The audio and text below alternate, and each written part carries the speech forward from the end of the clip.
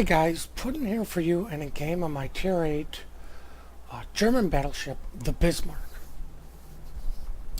Now, some of the reason this got chosen over any of the other BBs that we had was there's one lull moment in this game, but two, it also kind of demonstrates the thing of doing the less glorious, and usually you don't get rewarded for it. You don't get a lot of experience, you don't get a lot of damage, but it's something that somebody, or mainly like a small group of the team, should do.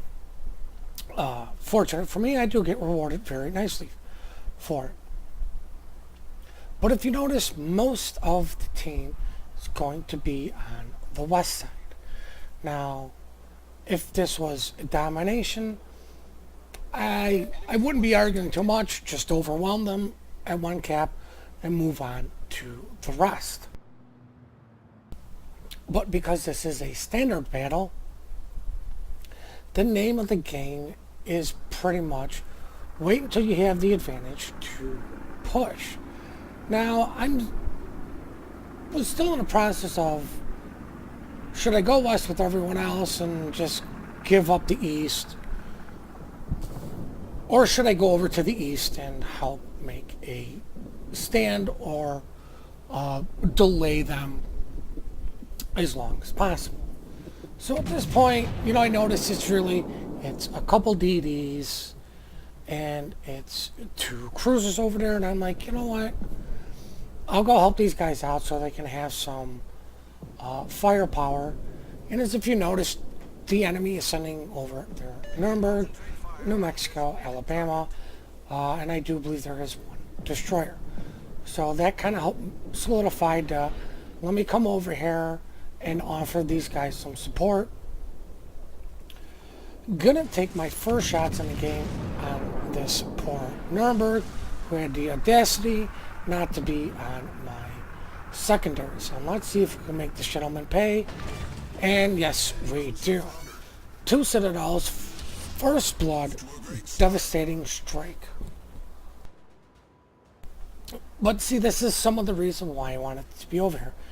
Now, while the Alabama doesn't have the great accuracy as, per se, the North Carolina, it is still a battleship and it can one-shot any one of these poor cruisers. Now, I know he cannot one-shot me, and I know I cannot be detonated in this ship, because this ship, I do run the detonation flag on. Hear my AA going nuts. I get them to focus on the fighters to try to help out our CV. I noticed that this DD is pushing in, so I kind of don't want to be advancing towards him. I don't want to take unnecessary torps. But I want to keep my secondaries in play to help out our Nuremberg, who unfortunately got YOLO'd by the enemy destroyer as he gets taken out by our destroyer. Now, with all of that going on, I, for the most part, am out of position. But in some random luck of goodness, my being out of position actually put me in a really good position to help out our carrier against this CV snipe that it really wasn't even aware was going on. Now, I try to focus down the torpedo planes first over the dive bombers, because while fire is bad, it's the flooding that will eventually get you.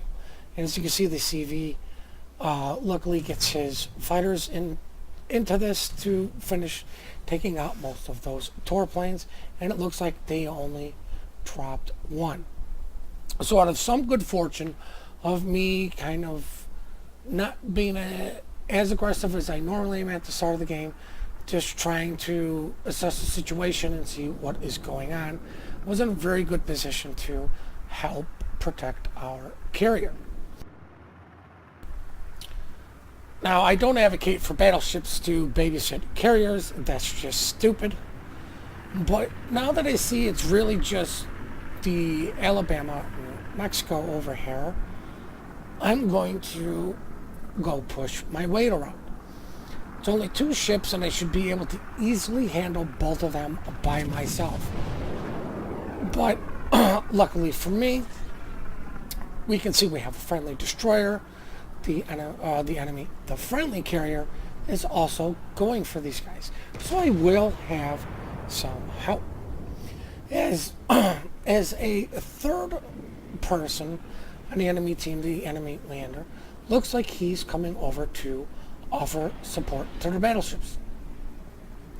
Now these 3 ships, the Leander is the most dangerous to me, or I feel, because he has torpedoes. Those equalizing lances can do massive damage and take out a lot more of my health than I wanted to.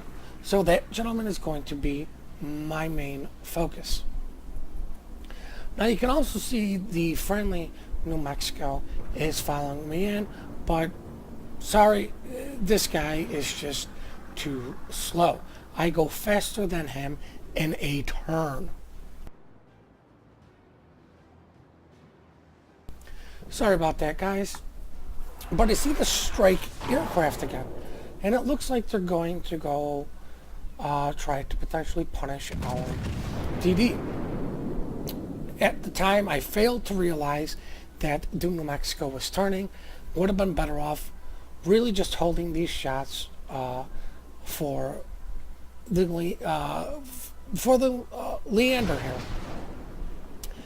Take a nice little hit from the Alabama, but I am still fairly angled, so I'm really not worried about it. Luckily, my front guns were reloaded. Get my secondaries on the Bama. Now, this is the great thing about the Bismarck. With a secondary build, it really does kind of let you fight 2 ships at once.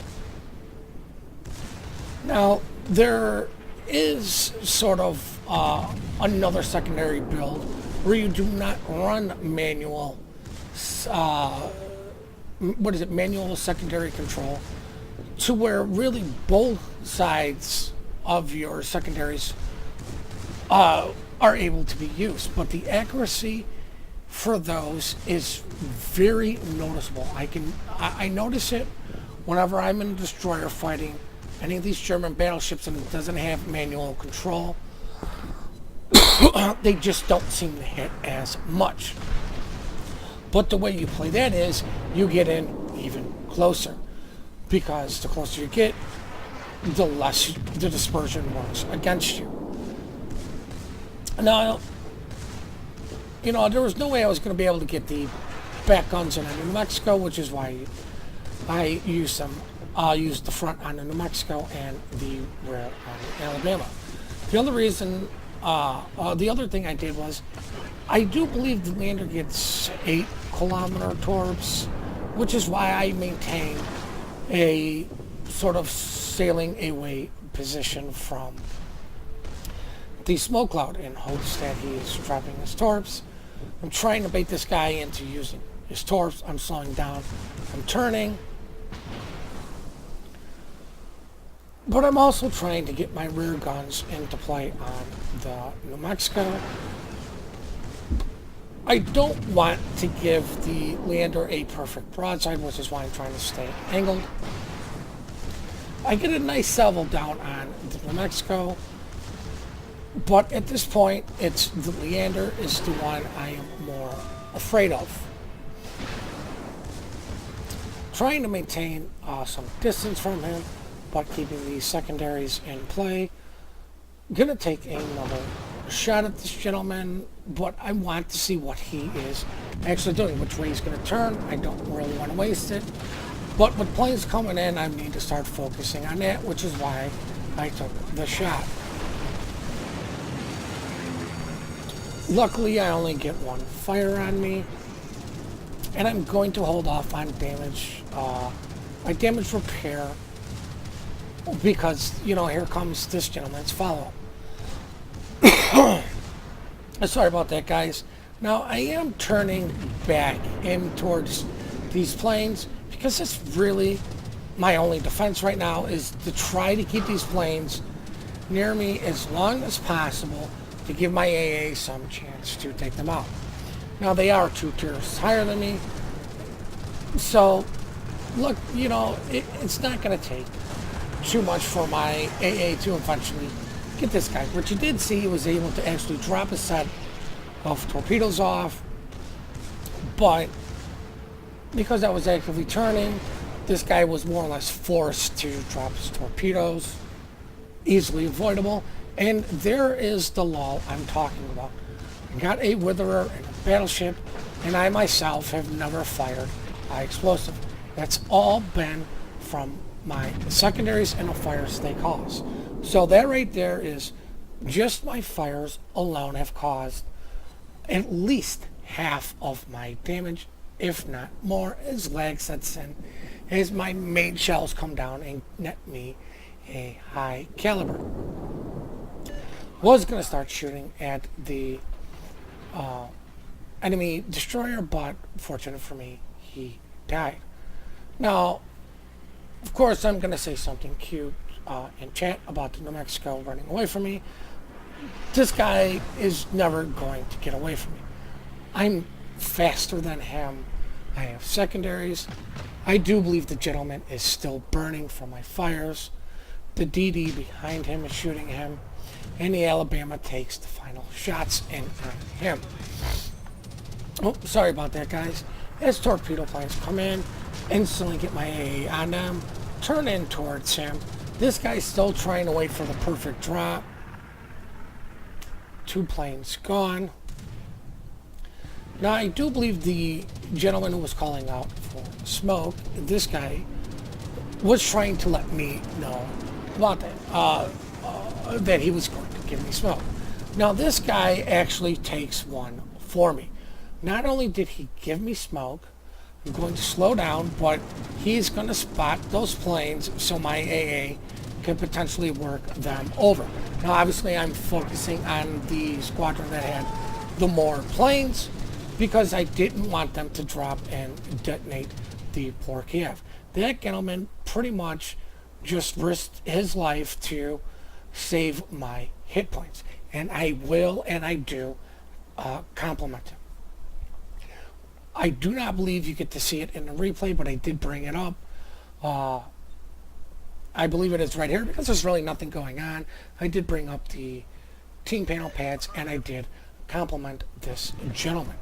I've always been a big fan of complimenting people that actually do something to benefit the team or play well. And that gentleman did something, put his ship at risk to save mine. Now, I have seen destroyers get detonated from bombs before, which is why I said this gentleman did put his life on the line for me. It does and can happen as the poor Leander gets just obliterated. Really no chance for him. And then my secondaries decide to shoot over the mountain at the poor carrier, who I am actually gaining ground on. Gonna take a shot at this guy. Unfortunately, this shot just doesn't do very much. This guy is not gonna last long with everybody shooting at him. So at this point, guys, we are just going to go look at the post-battle results. 154,000 damage, Wither, First Blood, Devastating Strike, High Caliber, and with that, number 1 on the team with base experience of 1900. Of course, I made some money, but I don't play this ship to make money. I have other ships for that. 54,000 damage coming from main battery, 23,000 coming from secondary, and 76,000 from the fires my secondaries did set.